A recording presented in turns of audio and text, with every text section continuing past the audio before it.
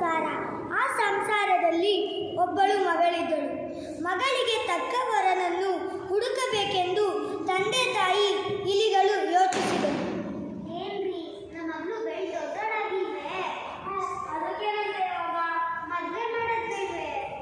ಯಾವ್ದಾದ್ರು ತಕ್ಕ ವರನ ಮಾತಾಡೋದು. ತಕ್ಕ ವರಂದ್ರೆ ಯಾರ್ಯಾರು ಹುಡ್ಕೋದಲ್ಲ, ಅವನು ಎಲ್ಲಕ್ಕಿಂತ ದೊಡ್ಡವನಾಗಿರ್ಬೇಕು. ಹೇಗಂದ್ರೆ ಸೂರ್ಯ ಬಂದು ಜಗತ್ತನ್ನೇ ಬೆಳಗ್ತಾನಲ್ಲ, ಅದೇ ಥರ ಇರಬೇಕು ಗಂಡು. ಅಮ್ಮ ಅಮ್ಮ ನನ್ನ ತಂದೆ ಬೆಳಿಬೇಕು.